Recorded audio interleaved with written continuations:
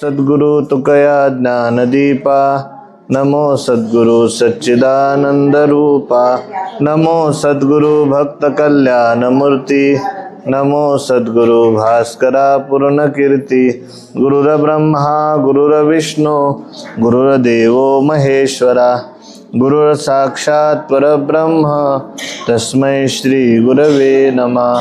तस्मै श्री गुरवे नमः.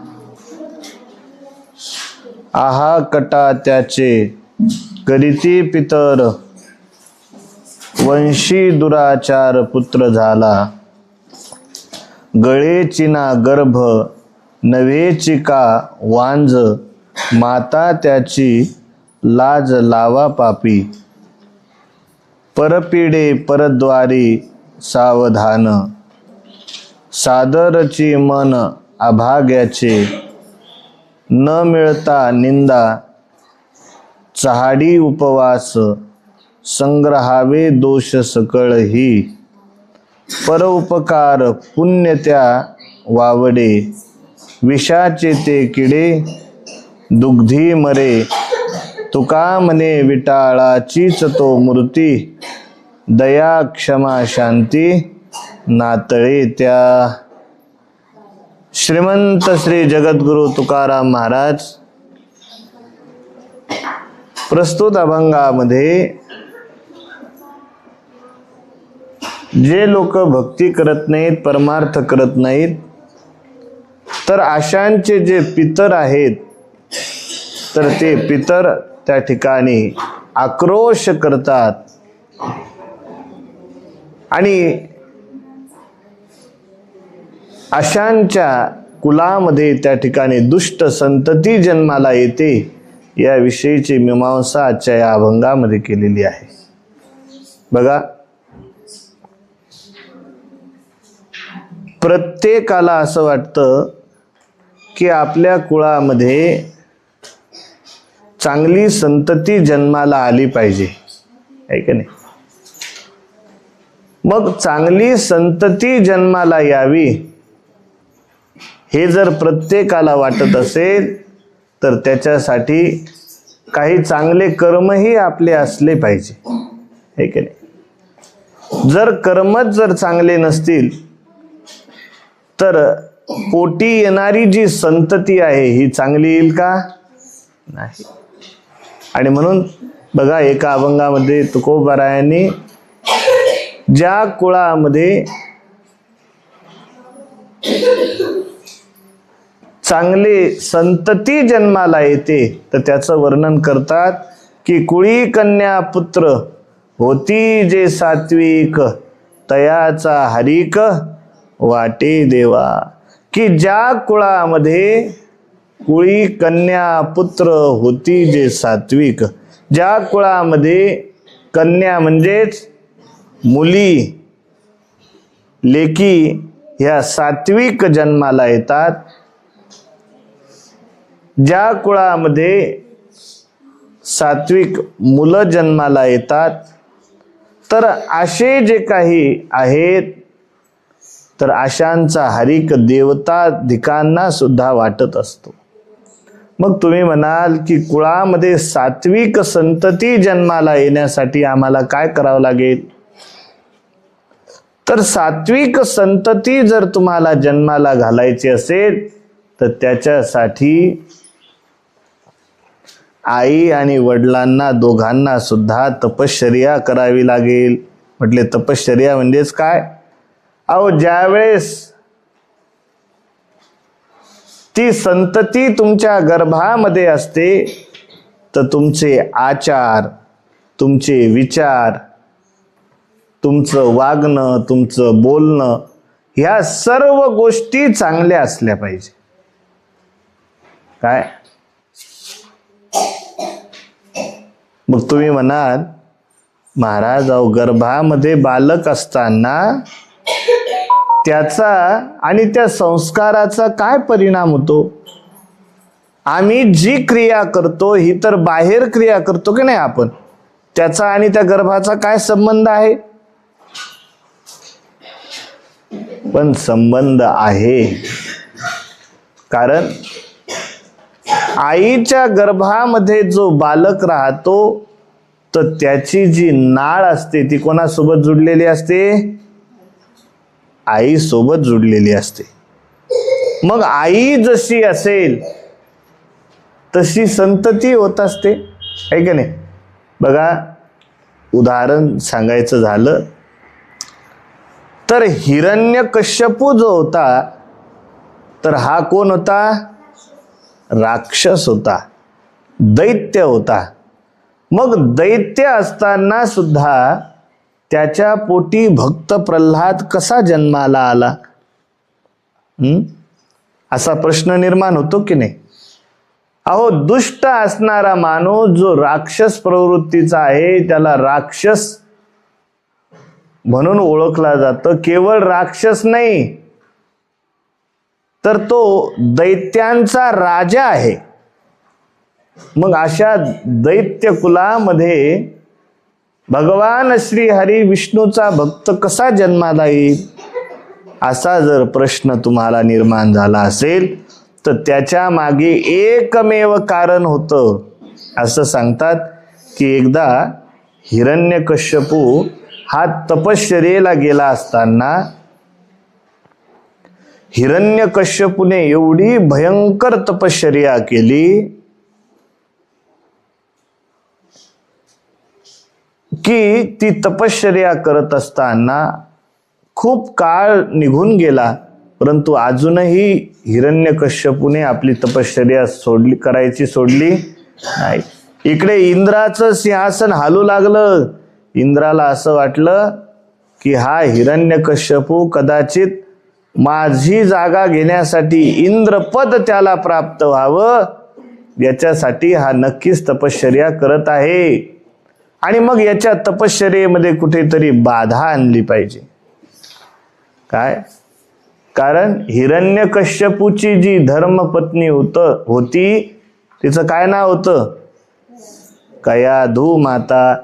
तर कयाधू ही परम पतिव्रता स्त्री होती. काय? आणि कयाधू पतिव्रता असल्या कारणाने इंद्राने ठरवलं की आता या हिरण्यकश्यपूच्या तपश्चर्येमध्ये जर विक्षेप करायचा असेल तर त्याच्यासाठी काहीतरी केलं पाहिजे. आणि म्हणून त्याने अशी शक्कल लढवली, डोकं चालवलं. म्हटले आता पाहिलं की जी कयाधू आहे तिकडे तर तो हिरण्यकश्यपू हा तपश्चर्या करतच आहे. त्यावेळेस कयाधू माता सुद्धा गर्भवती होती आणि गर्भवती असताना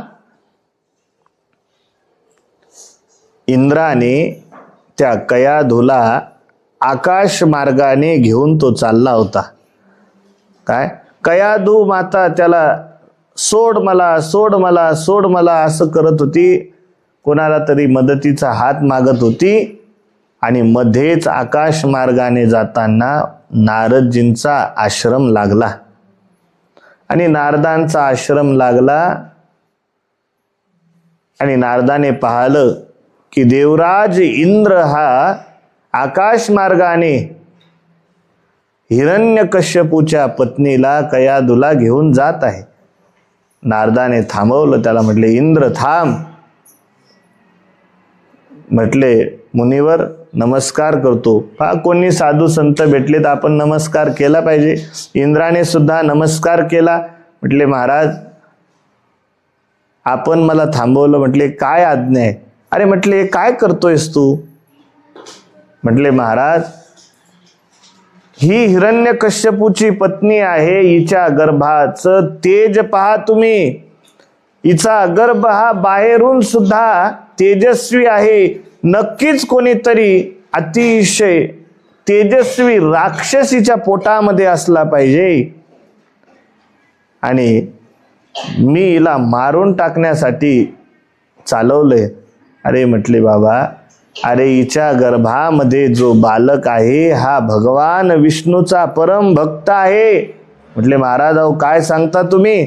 नारदजी अहो दैत्य कुलामध्ये आणि भगवान विष्णूचा भक्त. इंद्राला आश्चर्य वाटलं, पण नारदाच्या सांगण्यावर त्याने विश्वास ठेवला. नारद म्हणाले काही काळजी करू नको. आणि नारदाने इंद्रापासून कयाधूला सोडून घेतलं आणि सोडून घेतलं. आपल्या आश्रमामध्ये बऱ्याच काळपर्यंत ती तिथे राहिली. ज्यावेळेस हिरण्यकश्यपू हा तपश्चर्या पूर्ण करून घरी आला, त्याला कळालं की इंद्राने कयाधूला नेलेलं आहे, तिचं अपहरण केलेलं आहे. परंतु नारदांच्या कृपेने कयाधू जिवंत आहे, नारदांच्या आश्रमामध्ये आहे. आणि मग हे कळाल्यानंतर तो हिरण्यकश्यपू नारदांच्या आश्रमामध्ये आला. नारदाचं त्यानेही व्यवस्थित पूजन आदी करून नारदाला म्हटले, महाराज अहो तुमचे आमच्या कुलावरती फार मोठे उपकार आहे. माझ्या पत्नीला तुम्ही वाचवलं, माझ्या मुलाला वाचवलं. काय? नारद म्हणाले, बाबा अरे आमचं साधूचं कर्तव्य आहे, जो कोणी येईल त्याला आश्रय देणं, आहे का नाही.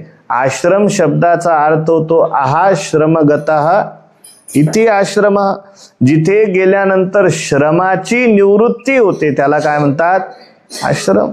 आहे का नाही. आमच्याकडे सगळेच येतात, घरून कटाळेल येतात, कोणी मरायला जाणारे येतात, आहे का नाही, कोण भांडणं करून आले ते बी येतात, आहे का नाही. महाराज आम्ही आता कंटाळून आलो, हे का नाही, राहा बाबा तुमचा राग शांत होईपर्यंत, हे का नाही. तर सगळ्यांना शांती जिथे भेटते तो आश्रम असतो, हे की नाही. तर नारदाने सांगितलं, बाबा अरे उपकार गिपकार काय नाही म्हटले, आमचं साधूचं जे कर्तव्य होतं ते आम्ही केलं. तुझ्या पत्नीला तू आता निवांत घेऊन जा. आणि घरी गेल्यानंतर पुढचा प्रसंग तुम्हाला माहीतच आहे की प्रल्हादाचा जन्म झाला. आणि प्रल्हादाचा जन्म झाल्यानंतर प्रल्हाद हे कसे झाले तर भगवान श्री हरीचे नारायणाचे परम भक्त झाले. जेव्हा कधी नारायण नारायण नारायण नारायण म्हणायचे. मग आता हा जो परिणाम झाला, कशाचा परिणाम झाला? आता नारदाने कुठं त्या गर्भातल्या बालकाला शिकवलं होतं का? काय नव्हतं शिकवलं. मग कुठून ते संस्कार आले? तर कयाधू मातेने नारदाच्या आश्रमामध्ये जे दररोज सत्संग व्हायचा, प्रवचन कीर्तन आदी व्हायचं, तर ते शब्द फक्त तिच्या कानावर पडले आणि ते कानात पडलेले शब्द त्या गर्भाने ऐकले आणि परिणाम असा झाला की प्रल्हादासारखा भक्त एका आसुर कुलामध्ये जन्माला आला. मग हा जो परिणाम आहे हा कशाचा आहे? कशाचा परिणाम आहे? की सात्विक व्यक्तीच्या सानिध्यामध्ये आपण राहिलो तर आपल्या होणाऱ्या संततीवरती सुद्धा त्याचा परिणाम होतो. आणि नारदांसारख्या थोर संताचा सहवास त्या कयाधू मातेला लाभल्यामुळे होणार होता दुष्ट संतती, पण परिणाम झाला शुद्ध संततीचा, आहे का नाही. आणि तुमचं असं असतं, तुम्हाला भगवंताच्या कृपेने चांगली संतती जन्माला यायची असली तर तुम्ही ज्यावेळेस बाळ पोटात असतं तर टीव्या सोडतच नाही, आहे का नाही. टीव्या पाहू पाहू पाहू पाहू तुमचा गर्भ मोठा होतो, आहे का नाही. मग टीव्हीत जे पाहिलं ते सर्व रिअलमध्ये तो करून दाखवतो तुम्हाला, आहे का नाही. हे सर्व कलियुगाचा परिणाम आहे. पहा, जुन्या काळातल्या ज्या बाया होत्या तर असं म्हणतात की गर्भ अवस्थेमध्ये गीता वाचायच्या, रामायण वाचायच्या, महाभारत वाचायच्या, भागवत वाचायच्या, की जेणेकरून त्या गर्भावरती तो संस्कार होईल. बघा, आत्ता मागे एक मोबाईलवर अशी टी व्हीवरती ॲड आली होती चॅनलवर की एका आळंदीमध्ये सध्याची स्थिती आहे तर एक सामान्य कुटुंबातलं त्या ठिकाणी घर आहे आणि त्या मुलाचे जे वडील आहेत तर तिथे तुळशीच्या माळी बनवतात आणि विकतात आणि त्याच्यावर उदरनिर्वाह चालतो. तर असं न्यूज आली होती की फक्त 6 ते 7 वर्षाचा मुलगा, तर तो 7 वर्षाच्या मुलाच्या ज्ञानेश्वरीच्या 9000 ओव्या पाठ आहेत. म्हणजे पूर्ण ज्ञानेश्वरी त्यानं मुखोगत केली. मग त्याच्या आईला प्रश्न विचारला, म्हटले बाई, अहो हा तर आता 6-7 वर्षाच्या मुलाला कुठं मराठी वाचताही येत नाही, आहे की नाही. आजकाल 10वीच्या पोरायलाही वाचता येत नाही, असं आपल्याला व्यवहारात पाहायला मिळतं. आणि मग म्हटले इतक्या छोट्याशा मुलाला 9000 ओव्या कंठस्थ कशा झाल्या? तर त्याच्या आईने उत्तर दिलं, म्हटले महाराज, अहो ज्यावेळेस हा पोटामध्ये होता, गर्भामध्ये होता, तर मी ज्ञानेश्वरीचे 1100 पारायण केले. किती पारायण केले? 1100 ज्ञानेश्वरीचे पारायण केले. आणि पहा त्या पारायणाचा परिणाम जो झाला ना, की एवढ्या छोट्याशा मुलावरती सुद्धा त्या ओव्यांचा परिणाम झाला. आता त्याला पाठ करण्याची गरज नाही राहिली, फक्त काय की अक्षर हे त्याच्या कानावर येणे आणि दृष्टीला ते पडणे म्हणजेच बोध, आहे की नाही. एवढा त्या ठिकाणी परिणाम जर आजच्या काळामध्ये होत असेल, तर शुद्ध संतती निर्माण ज्या कुलामध्ये होते, तर महाराज म्हणतात कुळी कन्या पुत्र होती जे सात्विक, आणि तयाचा हरिक वाटे देवा. आता याच्या विपरीत ज्या कुलामध्ये सात्विक संतती जन्माला येत नाही, तर त्या कुलाचं कसं वर्णन तुकोबाराय करतात हे आजच्या अभंगात सांगितलेले आहे बरं का.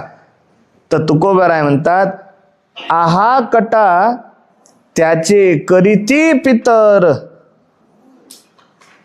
वंशी दुराचार पुत्र झाला. तुकोबाराय म्हणतात की जे लोक धर्म भक्ती याचं आपल्या जीवनामध्ये आचरण करत नाहीत, तर अशा लोकांच्या की ज्यांच्यामध्ये कधीच परमार्थाचा थोडा सुद्धा अंग ज्यांच्या जीवनात नाही, तर तुकोबाराय म्हणतात आशांचे जे पितर आहेत, तर आशांचे पितर कुळामध्ये दुष्ट संतती जन्माला आल्या कारणाने, दुराचारी पुत्र जन्माला आल्या म्हणून त्या ठिकाणी आक्रोश करतात. बघा, असं म्हणतात की घरामध्ये दुष्ट संतती जन्माला येण्यामागे एक कारण आहे. म्हटले काय कारण आहे?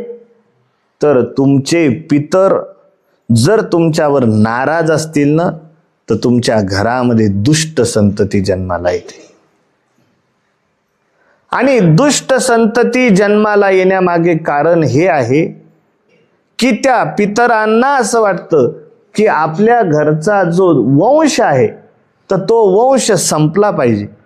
असे दुष्ट जन्माला येण्यापेक्षा तो वंश नष्ट झालेला त्यांना योग्य वाटतं.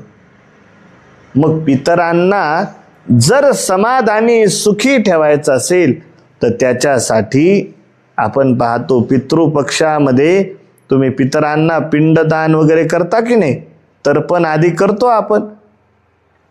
तर हे करण्यामागे तेच कारण आहे. आता काही काही लोक म्हणतात, महाराज अहो कुठं ते पितर मेले मेले गेले गेले, कुठं त्यांना काय द्यायचं काम आहे, काय नाही करायचं का. असे जे म्हणणारे आहेत, तर त्यांना एकच आपल्याला सांगायचं की बाबांनो, अरे धर्मशास्त्राने जे सांगितलेलं आहे, तुम्ही परमार्थाची एखाद्या वेळी देवाचं दर्शन नाही घेतलं तरी चालेल, पण तुमचे जे पितर असतील, तर शास्त्राने जसं वर्णन सांगितलेलं आहे, तर त्याप्रमाणे आपण ते केलं पाहिजे. जसं सांगितलेलं आहे की गयेला गेल्यानंतर, गया ही कशासाठी प्रसिद्ध आहे? श्राद्धासाठी. गयेला श्राद्ध केल्यानंतर तुमचे पूर्वज त्या ठिकाणी 1000 पटीने त्यांना ते श्राद्ध केल्याचं पुण्य लाभत असते. मग ज्या ज्या क्षेत्रावरती तुम्ही जाल तर त्या क्षेत्रावरती त्यांच्या नावाने तुम्ही पिंडदान आदी तर्पण आदी केलं पाहिजे. आणि ज्यावेळेस तुम्ही जेवढं त्यांना पितरांना पूजाल तर तेवढे पितर तुमच्यावरती खुश राहत असतात. आणि तुकोबाराय म्हणतात की आहा कटा त्याचे करीती पितर, आक्रोश करतात म्हणतात त्याचे पितर. म्हटले कोणाचे? वंशी दुराचार पुत्र झाला. दुष्ट पुत्र जर कुलामध्ये जन्माला आला तर त्याचे पितर आक्रोश करतात, आक्रोश. पहा, म्हणून कुलामध्ये जर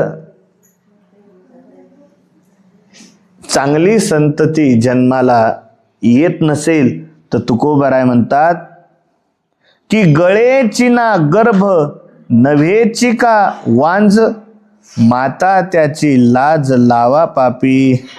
तुकोबाराय म्हणतात की हा दुराचारी आईच्या गर्भामध्ये असतानाच गळून पडला का नाही, असा प्रश्न तुकोबारायांनी केला. आणि म्हणतात जिने त्याला जन्म दिला तर ती पापिनी कुळाला त्या ठिकाणी लज्जा उत्पन्न करणारी जी आई आहे तर तुकोबाराय म्हणतात ती वांज राहिलेली बरी. अशा दुष्टांना जन्माला घातण्यापेक्षा एक वेळ वांज राहिलेलं बरं. अहो, ज्यांना मुलं बाळ नाहीत तर अशांना वाटतंय देवानं आम्हाला मुलं बाळ काऊन दिली नाही. अहो, एक उदाहरण सांगतो तुम्हाला. एक आत्ताच परभणी जिल्ह्यात एक आपले भक्तच आहेत. आता ते बाईचं अगोदर लग्न झालं, मालक असाच भारत भ्रमण करायला गेला गेला गेला, तो वापस आलाच नाही. आता तो गेला का आहे हे बी तिला माहित नाही. काय आता तिचं वय समजा एक 40-45 वयाची बाई, आणि मग घरी 10-12 एकर शेती, घरी एकटीच, संतती गिंतती काहीच नाही. मग तिचं चालू होतं महाराज मूलबाळ नाही, कोण सांभाळायला आपल्याला. म्हटलं बाई तुला जवळ होतं तर कर, भगवंताच्या कृपेनं भगवंत काही ना काही व्यवस्था लावतोच. आणि असं म्हटल्यानंतर त्यावेळी ऐकेच ना बाई. बाई म्हणे माझे भाऊ म्हणतात की तू आमचंच पोरग दत्तक घे.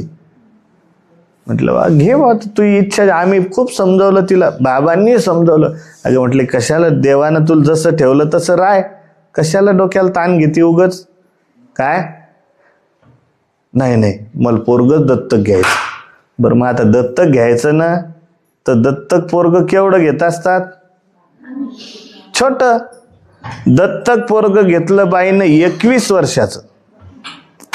आता 21 वर्षाचं पोरग दत्तक घेतलं. आता मला सांगा ती 21 वर्षाचं पोरग तिला आई म्हणणार आहे का? म्हणणार आहे का? बरं ठीक आहे, आता ती आई म्हणतंय थोड्या वेळापुरतं. काय मग आता भेटली होती कोथळ्याच्या कार्यक्रमात. म्हटलं आता वर्ष होऊ राहिलं दत्तक घेऊन, कसं वाटू राहिलं? महाराज थंडीगार झाली म्हणे मी आता. म्हटलं थंडीगार? म्हटलं नेमकं दत्तक घेतलं, वर्ष नाही झालं, अजून लग्न व्हायचंय ते व्हायचं. म्हटले बाबा त्याच्या नावाने 4 एकर करून देते म्हणे, मी मोकळे होते. काय म्हटलं देवानं, आम्ही तेच समजून सांगत होतो बाई, अगं भगवंतानं ज्या परिस्थितीमध्ये ठेवलं ना त्याच्या समाधानी राहायचं. काय नसलेल्या उपाध्या पाठीमागं लावून घेतल्या आणि आता डोक्याला ताण वाढला. खरे की नाही? मग सांगायचं तात्पर्य हे आहे, तुकोबाराय म्हणतात की बाबांनो, की दुष्ट संतती जन्माला घालण्यापेक्षा एक तर तो ज्यावेळेस गर्भात होता तर तो गर्भ गळून जायला पाहिजे होता, नाहीतर हिने वांज राहिलेलं बरं. पण दुष्ट संतती किती खराब आहे हे तुकोबारायांना सांगायचंय. पुढे म्हणतात परपिडे परद्वारी सावधान, सादरची मन अभाग्याचे. तुकोबाराय म्हणतात की ज्या दुराचारी अभाग्याचे मन दुसऱ्याची हिंसा करण्याविषयी दक्ष आहे आणि परस्त्री गमन करण्याविषयी जो तत्पर आहे. पहा, दुराचारी कोणाला म्हटलेलं आहे की ज्याची सदैव वृत्ती ही दुसऱ्याला त्रास देण्यामध्ये आहे. पहा की ज्याला लोकांना त्रास दिला म्हणजे ज्याला समाधान वाटतं, लोकांच्या सुखामध्ये ज्याला दुःख होतं,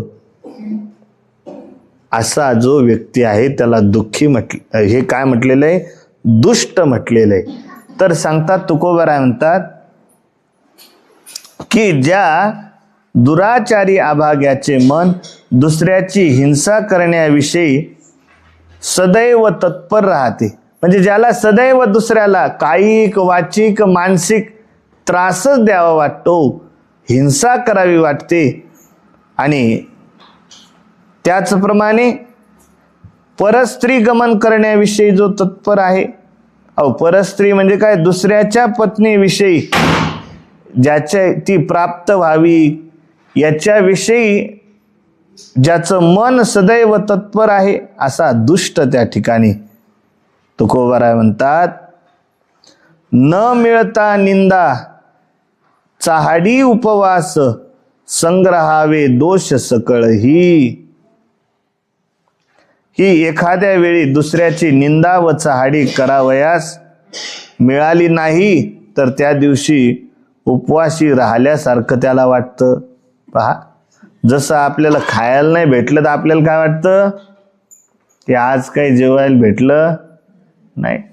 पण जो दुष्ट आहे तर तुकोबाराय म्हणतात त्याला जर दुसऱ्याच्या चाड्या म्हणजेच काय, आपल्या भाषेत त्याला लाव्या दुव्या म्हणतो आपण, की हिची चाड तिच्याकडं, बाई अहो तुमची सून अशी आहे, बाई आता आजकालच्या सासायला काही काम राहतं का, सुना दिवसभर शेतायत आणि मग चालली हिच्या दारून तिच्या दारी, तिच्या दारून तुझी सून अशी मग सून तशी, तू तशी, सुना बी आपसात तिकडं, माय आमची सासू अशीचे आमची सासू तशीचे, एकमेकाविषयीच्या चाडा करत राहणं आहे की नाही. तुकोबाराय म्हणतात की ज्याला जर एखाद्या दिवशी चुगल्या करायला भेटल्या नाही तर त्याला असं वाटते की आपल्याला जणू काही उपवासच घडला, काय उपाशी राहिल्यासारखं वाटतं,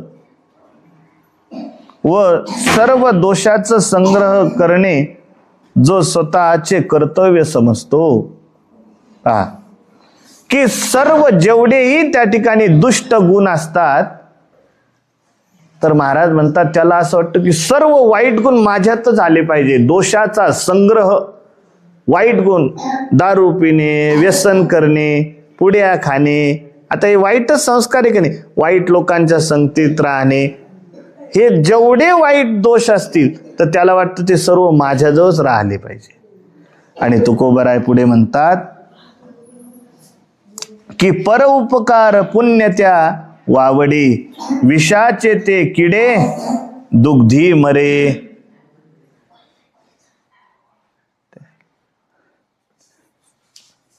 की दुसऱ्याला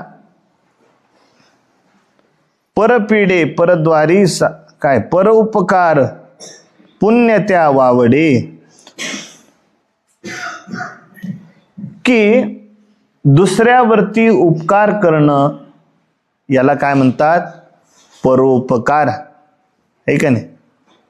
गोस्वामी तुलसीदासजी म्हणतात की परहित सरीस धर्म नाही भाई, परपीडा सम नाही अधमाई. की दुसऱ्याचे चांगलं होईल असं करण्यासारखा दुसरा जगामध्ये कोणता धर्म नाही. सदैव दुसऱ्याचं कल्याण कशाने होईल याची ज्याच्या अंतःकरणामध्ये इच्छा आहे तो त्या ठिकाणी धार्मिक व्यक्ती मानला जातो. पण तुकोबाराय म्हणतात पुण्य परोपकार करणे ज्याला जणू काही वावडं आहे. वावडं म्हणजेच काय? अहो पथ्य आपण पाळतो की नाही, कोणाला वांग चालत नाही, कोणाला भात चालत नाही, कोणाला गवाऱ्या शेंगा चालत नाही, कोणाला वाल चालत नाही, कोणाला दूध चालत नाही, कोणाला काय चालत नाही, आहे की नाही. जसे आपण पथ्य पाळतो का नाही, तसं पुण्य करण्याचं याला जणू काही पथ्यच आहे. दुसऱ्याचं चांगलं व्हावं असं विचार करणं हेही सुद्धा त्याला काय वाटतं? वावड्यासारखं वाटतं. आणि नेहमी विषात राहणारे किडे जसे दुधात टाकल्याबरोबर ते मरतात, तसं तुकोबाराय म्हणतात, नेहमी पाप करण्याची ज्याला सवय लागली आहे ना, तर त्याला पुण्य करणे म्हणजे मरणासारखं वाटतं. काय? अहो तुम्ही पहा की ज्यांना नेहमी पाप करण्याची सवय लागलेली, तुम्ही पहा ते शेणातले किडे पाहिले का तुम्ही? शेणातले किडे. आता शेणातले किडे तुम्ही काढा आणि त्यांना चांगल्या याच्यात टाका, तर ते जगतात का? कारण त्यांना ते वाईट खाण्याची सवय लागलेली असते. मग तुकोबाराय म्हणतात तसं ज्यांना, जसं तुकोबारायने उदाहरण दिलं की ज्यांना विष खाण्याची सवय लागलेली, तर अशांना जर दूध खायला दिलं तर तुकोबाराय म्हणतात दुधात टाकले नुसते ते की लगे मरतात. आता विष खाणं चांगलं आहे का? नाही. पण तुकोबाराय म्हणतात त्यांना ते माहीत असूनही सुद्धा ते गोड वाटतात, आहे का नाही. ज्ञानोबारायांनी संसाराविषयीचं वर्णन करत असताना काय म्हणतात माऊली, की विषयांचा परिपाडू गोड परमार्थ लागे कडू, आणि कडू विषय तू गोडू जीवासी झाला. माऊली म्हणतात की हा जो प्रपंच आहे ना, तर हा प्रपंच कसा आहे, तर विषयांचा परिपाडू, की सर्व प्रपंचामध्ये एवढं दुःख आहे. विषय भोगण्यामध्ये माणूस इतका उन्मत्त होऊन जातो की त्याला खरोखर काय गोड आहे आणि काय कडू आहे हे कळत नाही. माऊली म्हणतात विषयांचा परिपाडू, गोड असणारा परमार्थ कडू लागायला लागतो. काय? गोड परमार्थ लागे कडू, आणि त्याच्या उलट काय म्हणतात, कडू विषय तू गोडू जीवाशी झाला. जो कडू संसार आहे, विषयामध्ये कडवटपणा आहे, परंतु तरी सुद्धा माऊली म्हणतात तो या जीवांना गोड वाटतो. मग आता आपली परिस्थिती कशी आहे? अहो किती ठोकरा लागल्या आजपर्यंत, पण ठोकरातून आपण कधी वरती आलो का? तेच आठवत बसतो पुन्हा पुन्हा. वा वा वा वा वा वा, काय संसारात सुख आहे, काय संसारात सुख आहे. एक साडी घेतली की खुश, एक ड्रेस भेटला नवा की खुश, चांगलं खायला भेटलं की खुश. अहो मागे किती दुःख भोगलं याचा काही विचार आहे का? नाही. तेच माऊली म्हणतात बाबांनो, कडू विषय तू गोडू जीवाशी झाला. तसं जो दुष्ट आहे, तर त्या दुष्टाला वाईट गोष्टी सेवन करण्याची सवय लागली असल्या कारणाने आता त्याला चांगलं किती तुम्ही खायला घाला किंवा त्याला द्या, ते त्याला पचन होत. अहो एखादा दारुडा असतो, काय आता दारुडे तुम्हाला माहितच आहे काय, आणि अनुभव तुम्हाला जास्त आहेत आमच्यापेक्षा. अहो त्याला ते दारू जास्त आवडते का इकडे 56 प्रकारचे भोग जास्त आवडतात? काय त्याच्या पुढे चांगले चांगले पदार्थ तुपाचे बनवून तुम्ही ठेवा, त्याला तुपाचे पदार्थ आवडतात का? आवडतात का? नाही. तो म्हणेल बाबा हो, अरे तुपापेक्षा ही काय आहे जास्त महत्वाची आहे की नाही. हे सांगायचं तात्पर्य हेच आहे. तुकोबाराय तेच म्हणतात की विषाते किडे दुग्धी मरे, विषातले किडे जसे दुधात टाकले तर ते मरतात, तसंच या लोकांचं सुद्धा, यांना जर पुण्य करायला गेले तर यांना ते पुण्य म्हणजेच असं वाटतंय की आता आपल्याला काय, आपण किती मोठा अपराध करू राहिलो असं त्यांना वाटतं. आणि शेवटी तुकोबाराय म्हणता, तुका म्हणे विटाळाचीच तो मूर्ती, दया क्षमा शांती नातळी त्या. महाराज म्हणतात की तो दुराचारी विटाळाची मूर्ती म्हणत त्या ठिकाणी पुतळाच आहे म्हणतात. म्हटले कोण? तर म्हणतात ज्याच्यामध्ये दया नाही, क्षमा नाही, शांती नाही, चांगले गुण ज्याच्यामध्ये राहत नाहीत, तर असा जो आहे तर याला दुराचारी म्हटलेला आहे, विटाळाची मूर्ती म्हटलेलं आहे का नाही? म्हणून म्हटलेलं आहे दया क्षमा शांती तेथे देवाची वस्ती. अहो ज्या ठिकाणी दया आहे की नाही, दया म्हणजेच काय?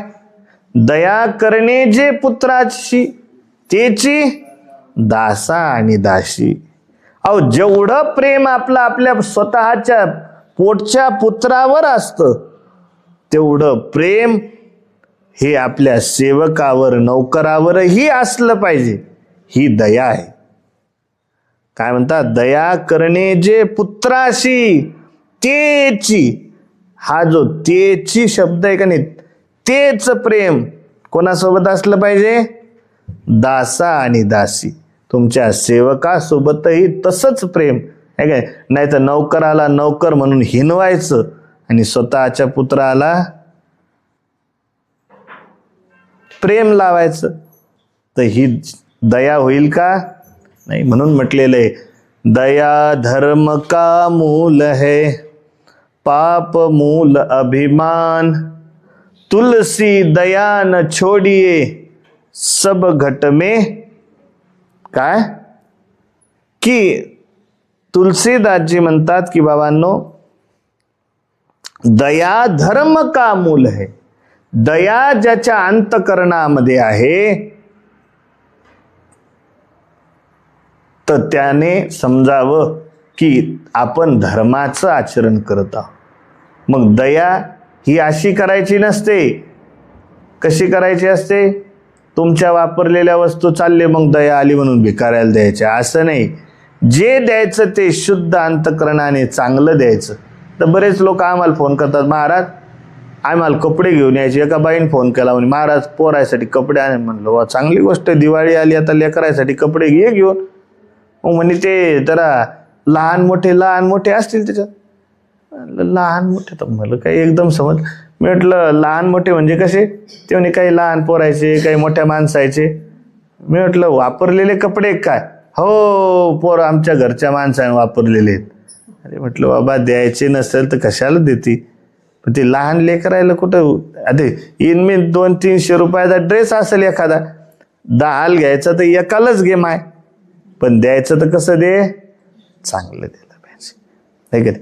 मग आपल्या घरात कामी नाही म्हणून चालले दान देणं, याला दया म्हटल्या जात नाही. दया ही अंतकरणातून आली पाहिजे आहे का नाही?